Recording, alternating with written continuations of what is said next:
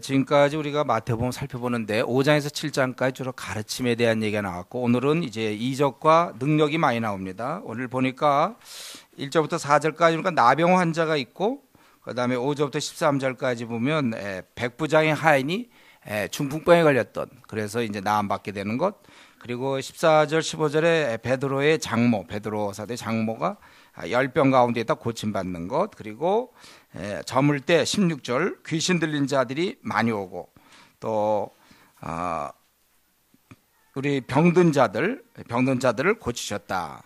이 모든 것은 지금 이렇게 얘기하는 여러 병자들을 고치는 것, 이러한 장면들은 결론이 17절에 그는 바로 이사야를 통하여 하신 말씀인데, 우리 주님께서 우리의 연약한 것을 담당하시기 위해서 우리의 그러한 병들을, 또 우리의 고통을 짊어지신 것이다, 그것입니다. 그러니까 우리 앞에 5장부터 7장까지는 우리가 인생길을 어떻게 살아야 되는가, 그것을 주님이 말씀했다면, 오늘 이 8장은 우리 인생길을 가다가 우리가 절망에 부딪혔을 때 어떻게 해야 되는지 알려준 것입니다. 그것은 오늘 본문에 있는 것처럼 주님께 나아감으로 해결되는 것입니다. 이 나병 환자든 중병자든 귀신 들린 자든지, 이들은 정말 고통받는 사람이에요. 이들은 결국 이제 우리의 모습이죠. 우리도 여러 가지 모습으로 여러 가지 상황 속에서 어려움을 겪습니다. 그런데 이들이 결국은 주님께 나와서 고침받은 것은, 우리한테 말하는 건 뭡니까? 여러분이 낙심 중에 있다 하더라도, 그걸 절망 중에 있다 하더라도 그것에 살 길이 있음을 알려주는 것입니다. 그렇기 때문에 이 시간에 우리 가운데서도 혹시 지금 자기가 많이 힘들어하는 사람이 있습니까? 좀 낙심 중에 있거나 절망 가운데 있는 사람이 있어요? 그렇다면 여러분, 오늘 답은 뭡니까? 기도로 주님께 나아가는 것입니다. 그래서 우리 나병 환자가 바로 그랬죠. 나병 환자가 주님을 찾아왔어요. 나와 절했다고 2절에 이렇게 되어 있습니다. 구약에 의하면 이것은 굉장히 있을 수 없는 일이에요. 왜냐하면 레위기 13장에 보면 병 있는 날 동안은 부정할 것이라, 그가 부정한 즉 혼자 살되 진영 밖에서 살지니라. 그는 원래 이스라엘 백성과 같이 있을 수가 없었고 따로 살아야 됐던 자예요. 그런데 그가 지금 이 많은 무리가 있는데 그쪽까지 찾아와서, 예수님을 찾아와서 원하시면 저를 깨끗게 할 수 있나이다, 이렇게 간구하는 거죠. 그럴 때 예수님께서 손을 내밀어 그에게 대셨다고 그랬습니다. 원래 대지 않습니다. 전염병이기 때문에 손을 대는 게 아니지만, 주님은 그만큼 그를 지금까지 평생 나병으로 고통받다가 지금 자기의 그 소문을 듣고 찾아온 그 가련한 인생을 향하여 따뜻하게 맞이하는 것이죠. 그리고 깨끗하게 하셨어요. 그리고 너 가서 이제 원래대로 율법대로 예물을 드리고 제사의 몸을 보여라, 이렇게 얘기했습니다. 이 나병 환자는요, 자신이 얼마나 참 비참한 존재인가를 이렇게 잘 알고 있었어요. 사회적으로는 격리됐죠. 왜냐하면 전염병을 갖고 있으니까. 그리고 종교적으로도 죄인입니다. 보통 그 당시에 하나님의 이 나병은 형벌로 인식했어요. 하나님의 형벌. 그래서 그는 부정한 자로 취급되었습니다. 그리고 자기 사회적, 종교적으로 또 개인적으로도 자기 엄마와 아빠, 또 자기 가족을 다 두고 떠나야 돼, 혼자. 자기가 만약에 엄마라면 아기 다 두고 떠나야 되는 거예요. 그래서 격리됨으로 말미암아, 물론 병으로 몸이 막 썩어져 가기 때문에 그 고통도 참을 수 없지만, 또한 가족과 헤어져야 되고, 그리고 무엇보다도 사람이 제일 힘든 게 앞날에 소망이 없어 힘들지 않습니까? 소망이 없는 거예요. 그러니까 한마디로 얘기하면 이 나병 환자는 이 땅에 아무런 소망이 없는 자를 그린 것입니다. 참 생각할 때 만약에 이 나병 환자 입장에서 볼 땐, 아니 한 번 기껏 딱 한 번 사는 거잖아요. 저와 여러분이 한 번 사는데 어쩌다 이런 병에 걸렸습니까? 아마 자기 생을 저주하고 또 저주했을 거예요. 자고 일어나서 자기를 저주했을 겁니다. 나는 뭐냐 이겠는데, 나병, 이렇게 나의 생이 비참한가? 정말 이 천형을 껴안고서 하루하루를 살아가되, 그것은 이제 진짜로 죽지 못해 사는 것입니다. 아주 절망의 가장 절망적인 인간이라고 얘기할 수 있어요. 정말 이 이상 되기도 어렵죠. 자기 가족을 다 잃어버리고 혼자 가서 썩어 문드러져 가면서 소망 없이 살아야 되는 그것. 차라리 죽는 게 낫죠. 그렇기 때문에 그런 절망감에 있었기 때문에 어디서 들리기를 예수님이 병을 고쳐준다. 그렇기 때문에 그는 결사적으로 지금 매달리게 되는 것입니다. 그래서 사람이 있는 곳에 갈 수도 없었지만 이러한 것도 지금 다 문제가 되지 않고 찾아가서 나와 여기 보면 절하며 주여 원하시면 나를 이제 깨끗게 해달라. 결국 그것이죠. 그래서 그가 나음을 입었다는 거예요. 이 단순한 사건, 우리 이 사건을 통해서 깨달아야 됩니다. 절망 중에도 예수님께서는 해결책이 되신다는 거예요. 사실 주님은 나병 말고도 그 어떤 병도 고칠 수 있고 생에 소망을 주는 분입니다. 인생을 역전시킬 수 있는 거예요. 우리 지금 서울역이나 어디 노숙자들이 있죠. 마찬가지, 그들이 정말 주님을 안다면 생이 바뀌어질 수 있어요. 이것은 지금도 사실입니다. 예수님은 모든 문제 해결자예요.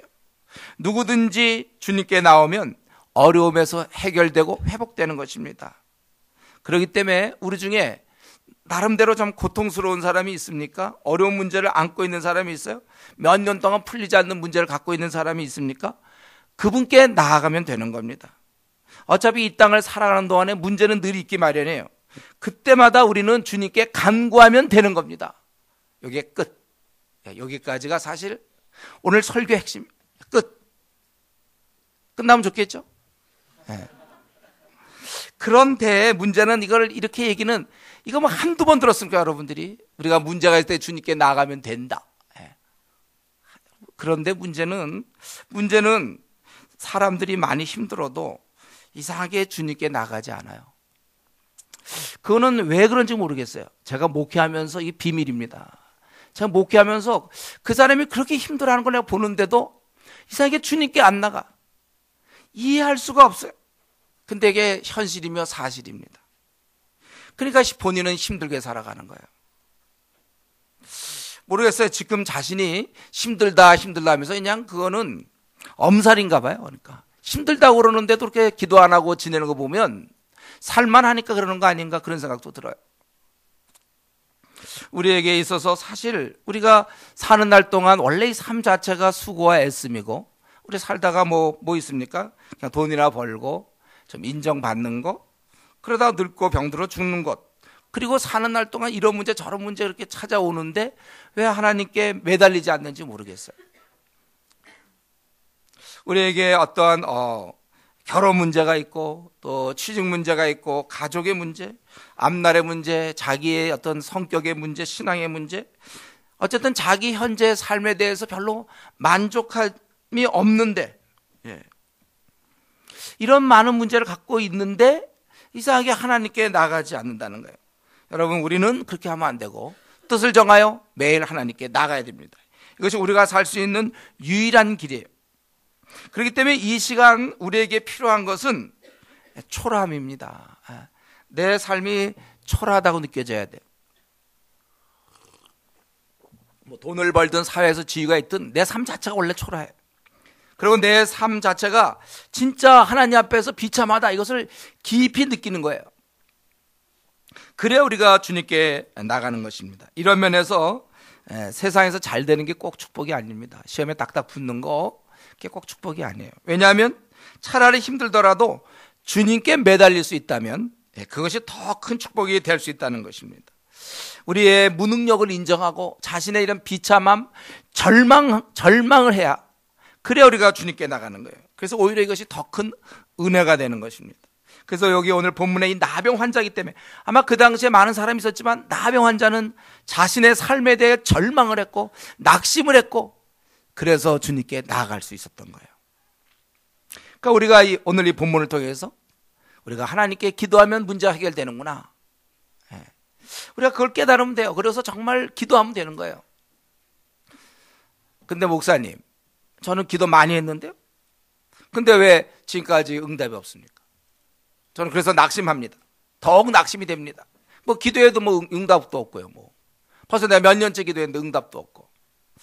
우리 가운데 혹시 이렇게 얘기하는 사람이 있습니까? 저는 이런 얘기를 많이 듣는데 지금까지 했는데 별로 응답도 없고 낙심된다. 그건 뭔가요? 그건 어떤 것이죠? 성경을 통해서 볼 때 하나님의 때가 있다는 거죠. 하나님의 때.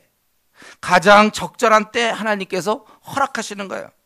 여러분, 이런 면에서 우리가 하나님께 그 시간표는 하나님께 맡기는 거예요. 우리 일정은 하나님께, 내 남은 생의 플랜은 하나님께 맡기는 겁니다.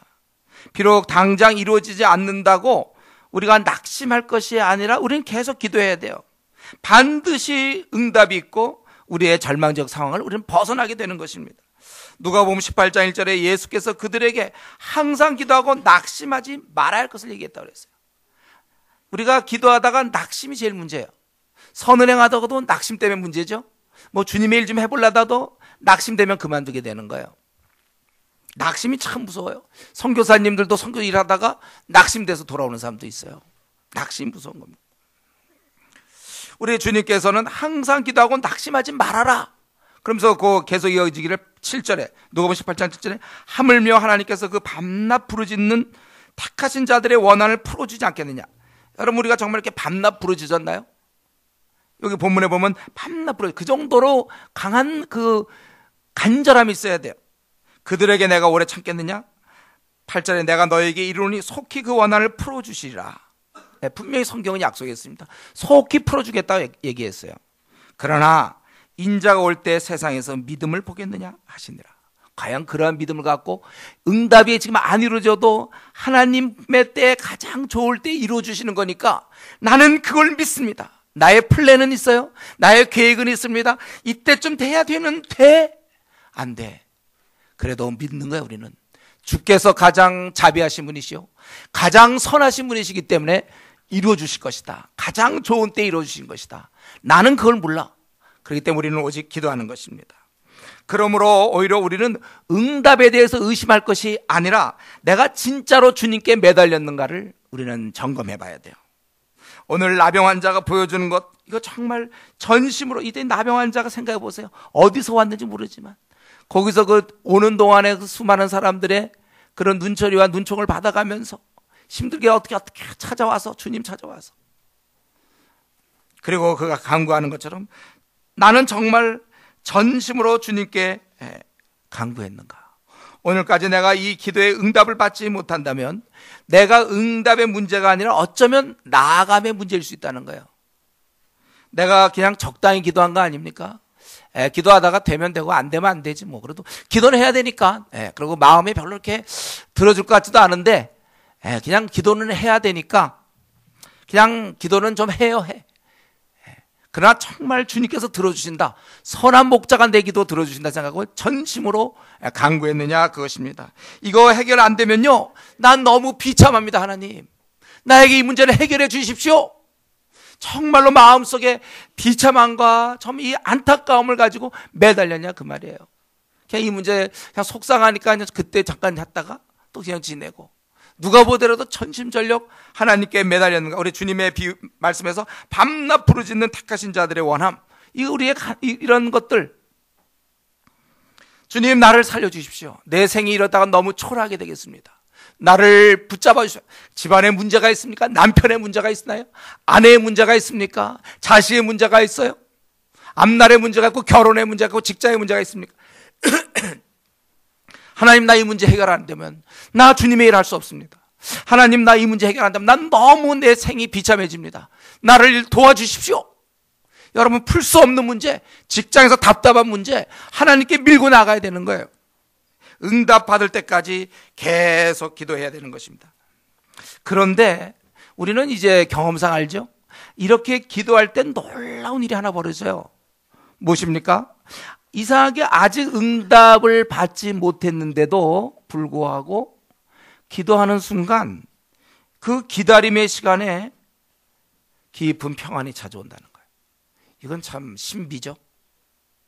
아까 우리가 문제를 알고 있으면서 기도하면 된다고 하면서 기도 안 하는 사람도 그게 참 신비로운 거라고 그랬죠, 제가.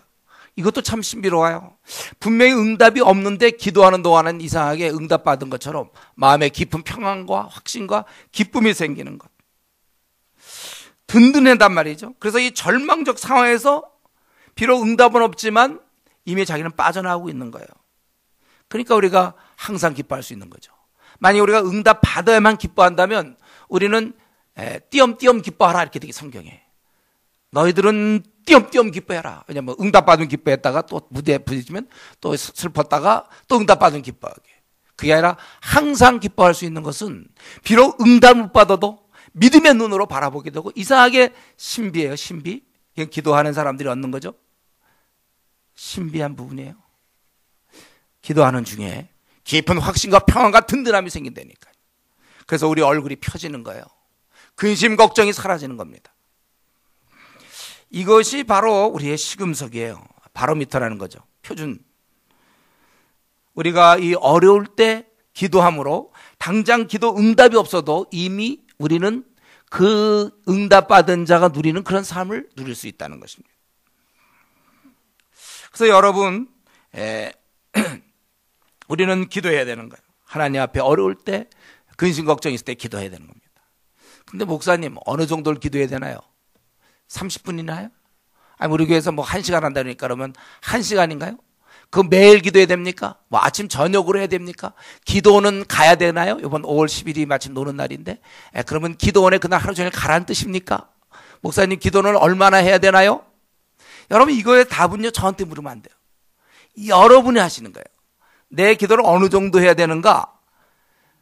어떤 사람은 10분일 수도 있고 어떤 사람은 2시간일 수도 있고, 뭐냐 하면 나의 이 중요한 문제가 풀릴 때까지. 내가 이 문제를 기도했는데 한참 기도하다 보니까 이 문제가 싹 풀려. 걱정, 근심이 사라져. 그때까지 기도하는 거예요. 그 다음 날도 또 근심, 걱정 생길 때 또 그렇게 기도하는 것입니다. 그래서 우리가 이 걱정이 안 되고 이 절망적 상황에서 낙심에서 벗어날 수 있을 때까지 기도하는 겁니다. 사람마다 양은 달라요. 그러니까 여러분, 지금 오늘에도 어제도 걱정이 되고 오늘도 걱정이 되고, 최근에 계속 좀 풀리지 않는, 응답받지 못해 답답한 것이 있습니까? 계속 기도하셔야 돼요. 계속.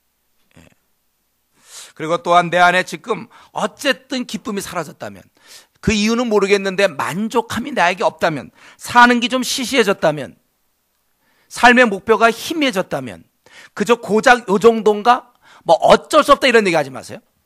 내 삶이 지금 사는 게 만족스럽지가 않다면, 그것은 여러분 주어진 여건 때문이 아니라 기도를 안 하고 있어서요. 기도를 안 하면, 여러분, 기도 안 하면 밝지 않습니다. 그건 누구라도 아무리 좋은 조건이라도 기도하지 않으면 마음의 평안은 없어요. 기쁨이 없는 겁니다. 그러니까 내 안에 지금 어쨌든 삶에 막 그 비전이 막 생기지 않고 그냥 뭐 이렇게 살아가는 거지. 마지못해 혹은 만족함이 없거나 평안이 없거나, 그렇다면 그것은 뭡니까? 기도 안 하고 있구나. 그것을 자기가 지금 고발하고 있는 거야. 자기 내면에서.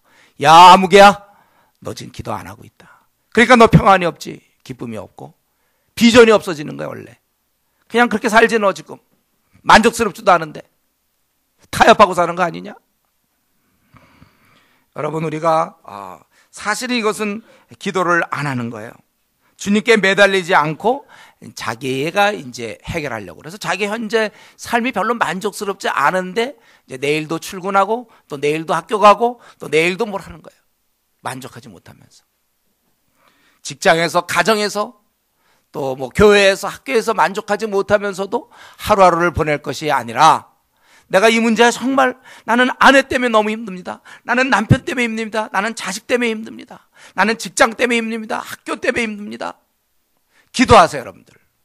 왜 매달리지 않습니까? 왜 만족하십니까? 내 안에 평안이 없는데. 이렇게 살려고 나 태어난 거 아닌데 하나님께 기도하세요. 그래서 원래 여기까지 하면 오늘 본문이 이제 주로 병자들이 주님을 만나서 해결받았기 때문에 우리도 문제 있으면 하나님께 나아가면 된다. 이렇게 우리가 이제 결론이 되는데, 그런데 그 다음에 이 백부장 얘기 5절부터 13절까지 백부장 얘기가 제가 보기에 물론 죽은 다음에 마태를 만나서 물어봐야 되겠지만,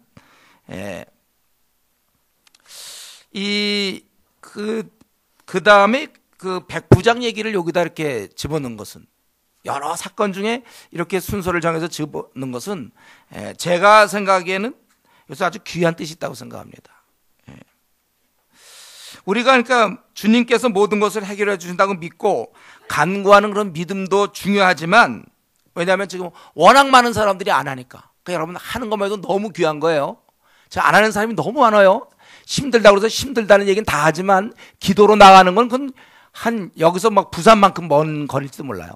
그렇게 하더라도 실제 기도하느냐? 그렇지 않아요. 많은 사람이 그냥 한숨만 쉬고 있지. 그러니까 기도하는 건 대단한 겁니다, 여러분. 프로예요, 프로. 기도하는 건 프로입니다.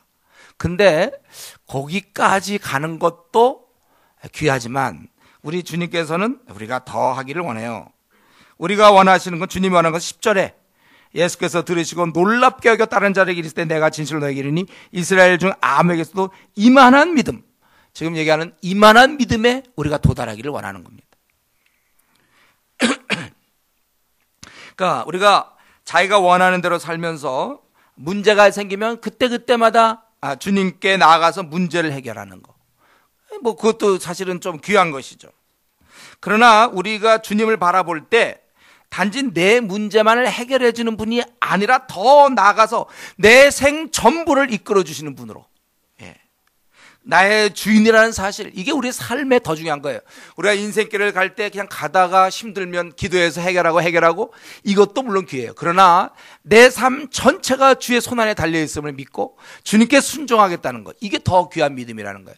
그래서 우리 나병 환자가 주님께 간구했을 때 주님이 놀랬다 이런 말이 없죠. 우리 그 10절에 보면 이 백부장이 9절에 나도 남의 수하에 있는 사람이면 내 아래도 군사가 있으니 이더러 가라 하면 가고 저더러 오라 하면 오고 내 정도로 이것을 하라 하면 하나이다. 예수님이 들으시고 놀랍게 여겼다고 그랬어요. 근데 나병 환자가 원하시면 저를 깨끗게 하실 수 있나이다 할 때 놀랍다 이런 말 없죠, 성경에. 그 믿음이 물론 귀하지만 놀라진 않았어요, 우리 주님이. 근데 이 백부장, 로마의 장교죠. 보통 100명이나 200명을 거느리는 이 장교 얘기를 듣고 놀랐다 그거예요. 왜 놀랐을까요? 말을 너무 멋있게 했나? 와, 너무 멋있어. 그래서 놀랬습니까, 주님? 주님이 놀란 이유는 무엇입니까? 이만한 믿음이 이방인에게 있었다는 거예요. 유대인에게는 없고.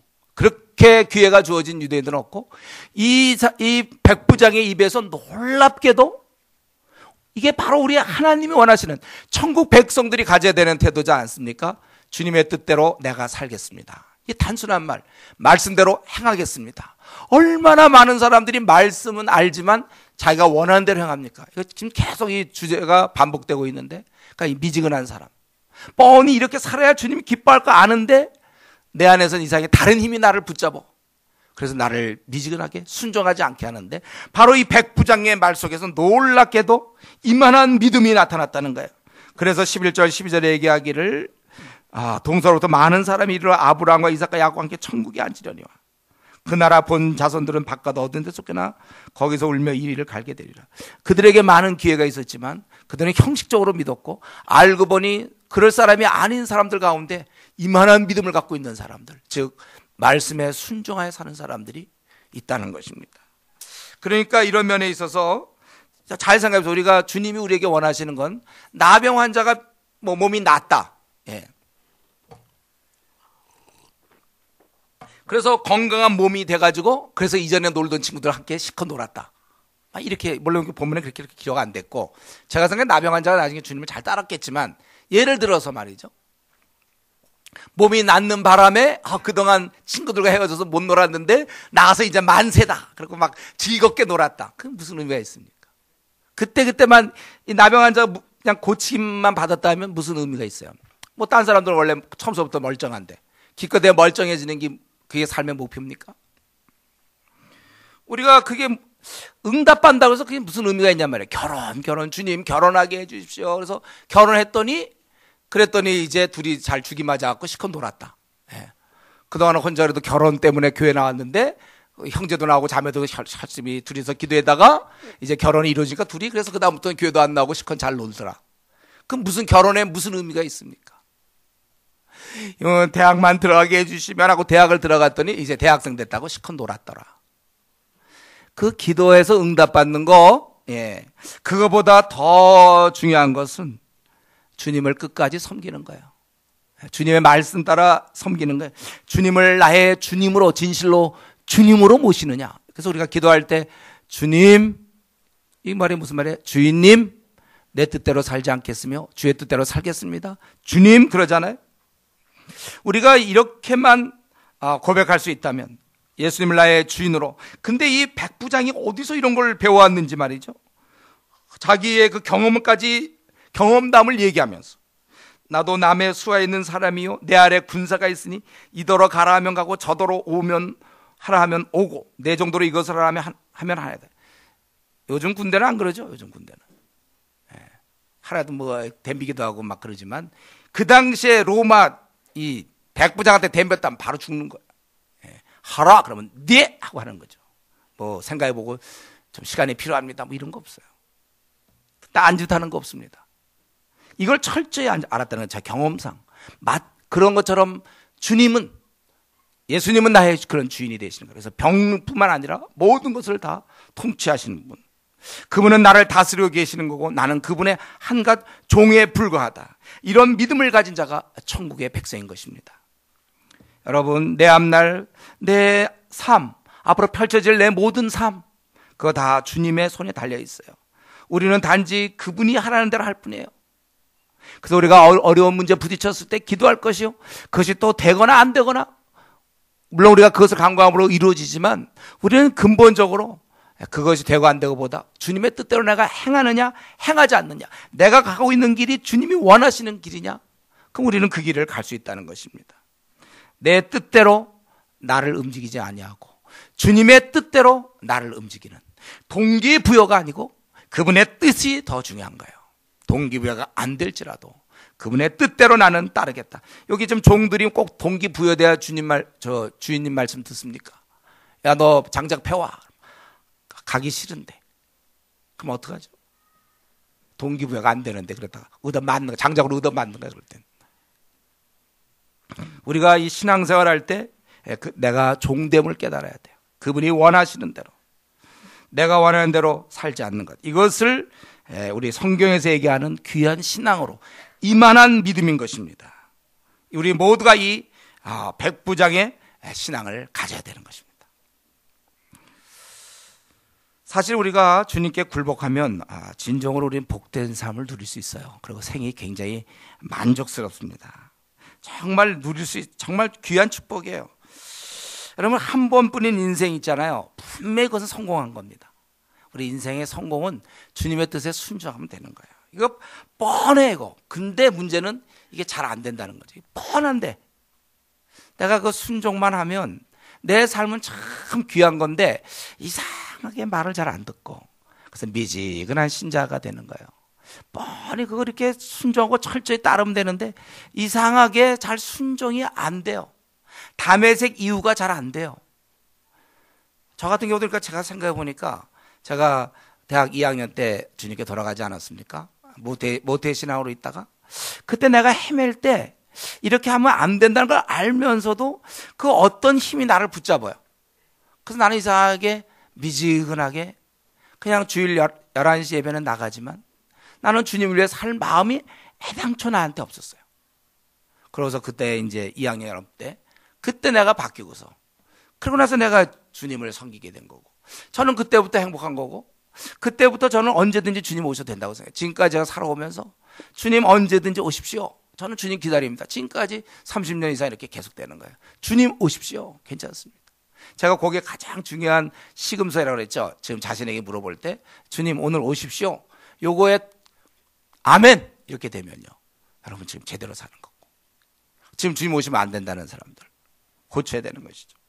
왜 우리는 주님께 지금 이 백부장의 고백처럼 우리는 정말 종으로서 살면 되는데 왜 이렇게 안 되고, 왜 주님의 말을 그렇게 잘 안 듣습니까? 우리가 주님이 원하는 거 뻔히 알면서도 왜 이렇게 잘 순종을 잘 안 합니까? 이것이 바로 내 안의 욕심과 죄성입니다. 이유를 뭐 한 760가지를 들어서라도 어떻게든지 이유를 대고 내 마음에 원하는 거. 가만히 보면요, 그의 신앙생활도 가만히 보면 자기 하고 싶은 대로 해요. 자기 원대로 합니다. 신앙생활하는 거 보면 자기 결국 원대로 해요. 참 이것이 우리가 지금에 있는 우리 21세 현재 우리의 실존입니다. 하나님의 뜻대로 살면 되는 걸 알지만 그렇게 살지 못하고 있는 나. 참 서럽죠. 서러워요 원래 이게. 내 생이 멋지게 빛나야 되는데, 찬란히 빛나야 돼. 내가 정말 이제는 멋지게 한번 살 수가 있는데 나를 갖다 꽉 초라하게 만드는 이 강한 내 안의 그 욕심, 죄성, 이것. 어째서 이런 힘이 내 안에 있어서 내 인생을 망치는가? 그래서 그냥 미지근하게, 그래서 주님이 나를 위해 목숨 버리신, 오늘 지금 성찬신도 했지만 나를 위해 목숨 버리신 그분께 충성을 다해야 되는데 그분이 오시면 안 된다고 할 정도로 어째서 내가 이렇게 됐는가? 이런 이율배반에 왜 내가 됐는가? 어째서 내가 선봉에 쓰지 아니하고 왜 뒤에 후미에 적당히 따라가고 있는가? 내 신앙생활은 어째서 내가 이렇게 되었는가? 남들은 막 선교를 한다고 그러고 막 주의 복음을 위한데 뭐 선교할 사람이 따로 있다, 뭐 이런 은사가 다르다, 뭐 이런 식으로 그냥 합리화시키고 정말 자기 나름대로 뭐 그러면 주의 복음을 위해 일하진 않고 여러 가지 이유는 들고, 그게 서럽단 말이에요. 어떻게 해서 그렇게 되었는지. 이 힘이 내 인생을 망쳐놔요. 내가 이 힘에서 만약에 벗어날 수 있다면 나는 참 빛나는 건데, 멋있는 건데, 내 생은 이제 정말 주님처럼 한번 이 나그네 삶을 멋지게 살 수 있었는데 이게 날 딱 붙잡아 갖고 날 그냥 미지근한 성도가 되게 해서 이것도 아니요 저것도 아니요, 참 안타깝게 나를 만든다는 거예요. 나를 꽉 붙잡아서 못 빠져나오게, 아직도 그 욕심과 죄성에서 허우적거리게 만드는 내가 그러한 내가 가련할 뿐인 것입니다. 우리가 그렇다면은 이제라도 성령님께 간구하셔야 돼요. 성령님, 나를 이 욕심과 세상의 힘에 붙잡혀 빠져 나오지 못하는 나를 위하여 주여 나를 건져 주시옵소서. 여러분 정말 울 때 뭐 일본 사람들 죽어간다고 울고 뭐 슬프다, 그게 아니고 바로 자기 자신을 향해서 울어야 돼요. 어째서 내가 이 좋으신 주님께 내 마음껏 충성할 수 있는데도 불구하고 왜 50%밖에 못하고 40%밖에 못하고 10%밖에 못하냔 말이야. 더 할 수 있는데, 내가 세상 직장에서는 더 한 80%까지 나가는데 주님 섬기는 일, 교회 일, 뭐 이런 주의 나라 확장을 위한 일은 그저 27%? 어째서 이러냐 이거예요. 우리 이런 자신을 위해서 울어야 됩니다. 그리고 성령님께 간구해야 돼요.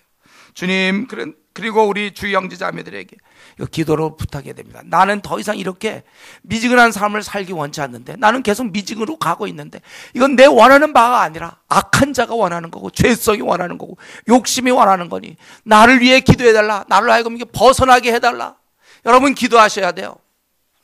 다메섹 이후가 돼야 됩니다. 그래서 언제든지 오늘 주님 오십시오, 주님 오시길 바랍니다. 여러분 생은 자꾸 가고 있습니다. 벌써 올해도 벌써 이제 4개월 다 지나가려고 그래요. 더 늦기 전에 정말 자기 욕심과 죄성에서 벗어나세요. 그럴 때 진정한 기쁨이 있어요. 이게 성경에는 자유가 있는 거예요. 진정한 기쁨, 자유, 행복이 이 안에 있어요. 이 안에서 참 즐거운 거예요. 그렇지 않으면 우리는 다시 종의 멍에를 매는 것입니다. 지금 이 자리에 다 같이 앉아 있어도 누구는 정말 이 문제가 해결돼서 다메섹 이후를 살고 있는 사람이 있어요. 다메섹 이후를 살고 정말 행복하게 사는 사람이 있고, 또 누구는 아직도 이 욕심과 세상의 끈에 매여 있어가지고 그저 미지근하게 살아가는 사람이 있다는 거예요. 미지근은 우리가 단 한 명도 미지근한 신앙생활이 있으면 안 돼요. 그건 주님께 불충한 겁니다. 죄를 짓는 거예요. 날 위해 목숨 버리신 그분 앞에 왜 내가 온갖 헌신을 다 못합니까? 왜 내 자신을 기쁘게 드리지 못합니까? 무엇이 나를 가로막고 있습니까? 여러분 기도하셔야 되는 것입니다. 그래서 속히 우리가 나를 붙잡고 있는 것에서 벗어나서 이 주님이 들으시고 놀랍게 여기시며 따르는 자들의 일이 있을 때 내가 진실로 너에게는 이 이스라엘 중에 아무에게도 이만한 믿음을 보지 못했다. 바로 이만한 믿음, 그것이 바로 천국에 이르는 자들의 모습이에요. 우리가 이만한 믿음을 가질 수 있도록, 이만한 믿음을 가질 수 있도록 주님께서 오직 주님만 나의 주님이 되어주십시오. 제가 세상에 충성하지 아니하고 주님께 충성하겠습니다. 내 남은 생 참으로 이제 이 죄성과 욕심에서 벗어나 마음껏 활개치고 주의 복음을 위하여 전사로서 내가 선봉에 있어서 내 남은 생 마음껏 주를 위해 쓰겠습니다. 참으로 주님은 나의 주인이 되십니다. 그렇게 고백하며 그리고 정말 승리하는 그러한 성도님 되기를 간절히 간구합니다. 우리 기도하겠습니다. 오늘 본문을 통하여 우리는 문제가 있을 때 주님께 나가지 않는 그 수많은 사람들, 혹시 내가 그런지, 그래서 밤낮 한숨 쉬고 있는 거 아닌지 우리 기도해야 될 것이고, 그리고 우리가 항상 문제 있을 때 문제 푸는 거, 나는 여전히 살아있고 힘들 때 문제 푸는 것이 아니라 주님이 나의 완전한 주인이 되어주셔서 기쁠 때나 슬플 때나 언제든지 나는 정말 하나님을 의지하고 나가고 감사하며 나가고 생애의 주인으로 더 이상 미지근한 생활 이제 청산하겠습니다. 한번 멋지게 이제 남은 생 그렇게 많지도 않은데 50년 남았는데 40년 남았는데 멋지게 한번 주님께 드려서 한번 나도 이만한 믿음을 갖고 천국 백성답게 살겠습니다. 한번 이 시간에 통성으로 같이 기도하겠습니다. 기도합시다.